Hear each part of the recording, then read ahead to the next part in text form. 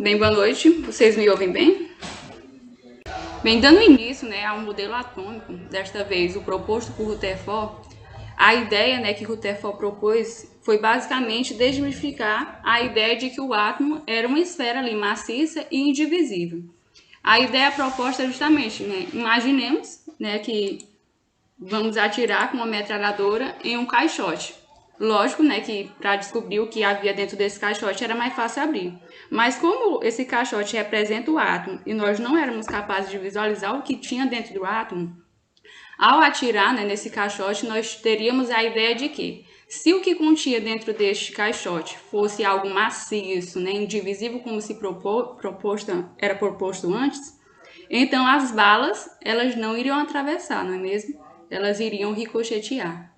No entanto, se o que tivesse dentro desta caixa, né, fosse algo leve, ali, as balas, portanto, iriam atravessar, né? Tendo-se então em mente, né, que este caixote foi representado por uma finíssima folha de ouro com espessura de 300 a 350 átomos, né, com espessura de 0,0001 centímetros. Ou seja, a finíssima folha de ouro ali, né, tinha esta quantidade de átomos enfileirados. E a metralhadora, claro, ela não atirava, né, balas, e sim lançava pequenas partículas portadoras de carga elétrica positiva, né, ou seja, as partículas alfa.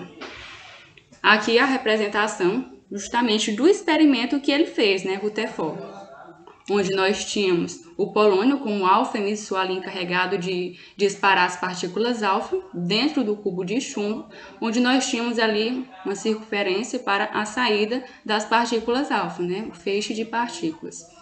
E para que houvesse a visualização dessas partículas alfa, ao cruzarem ali a finíssima folha de ouro, foi colocado o quê? Uma tela fluorescente, já que não é visível ao olho nu, colocando-se ali uma tela fluorescente.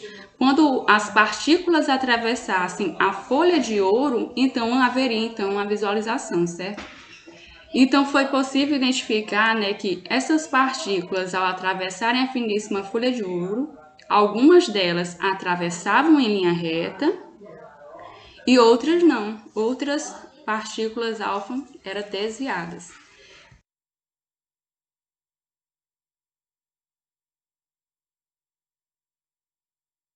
Nós temos a finíssima folha de ouro, onde nós temos um nível macroscópico aqui os átomos enfileirados, certo?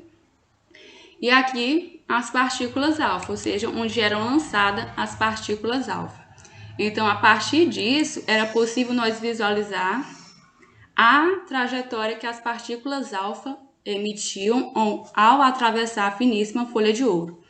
E com esta representação, nós conseguimos ver o quê? Que a maioria das partículas alfa, elas atravessavam ali a eletrosfera, não é mesmo?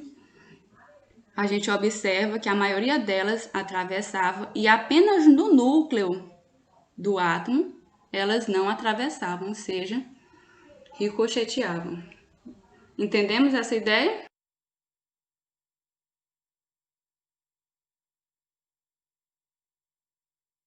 O experimento permitiu concluir, né?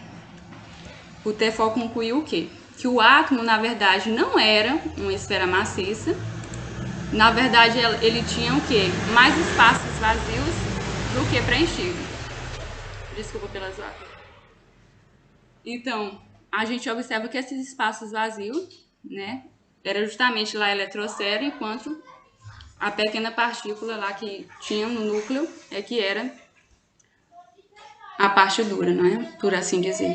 Então, a maior parte da massa do átomo se encontra em uma pequena região central, ou seja, do núcleo, dotada de carga positiva, onde estão os prótons.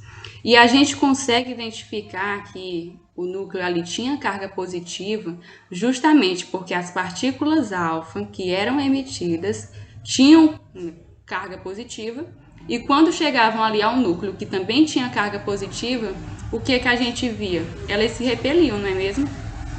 Elas não se cruzavam. E na região ao redor do núcleo, né, onde foi chamado mais tarde de eletrosfera, estão os elétrons, muito mais leves que os prótons. Ele concluiu isso, né? E a gente já tem essa ideia porque as partículas alfa, de carga positiva, elas eram também atraídas pela eletrosfera ali, não é mesmo? E por fim, concluiu que a contagem do número de partículas que atravessavam e que eram desviadas, repelidas pela carga positiva do núcleo, permitiu fazer uma estimativa de que o raio de um átomo de ouro, né, o núcleo e a eletrosfera, é cerca de 10.000 vezes a 100.000 vezes maior que o raio do núcleo. Ou seja, a eletrosfera ali, né, era muito maior do que o raio do núcleo, certo? Para nós acompanharmos aí, né, a primeira questão diz o quê? De acordo com a representação da estrutura do átomo proposta por Rutherford, exposta na figura 1, a eletrosfera é a região do átomo Q. Então, a gente quer saber a eletrosfera. O que tem na eletrosfera? Então, 1 minuto, vocês responderem aí. Alguém tem uma sugestão? Qual pode ser a resposta? Letra A, contém as partículas de carga elétrica positiva. Letra B, contém as partículas de carga elétrica negativa. Letra C, contém nêutrons. Letra D, concentra praticamente toda a massa do átomo. Letra E, contém prótons e nêutrons. E de acordo com o que foi passado, vocês colocariam qual questão? Muito bem, está correto.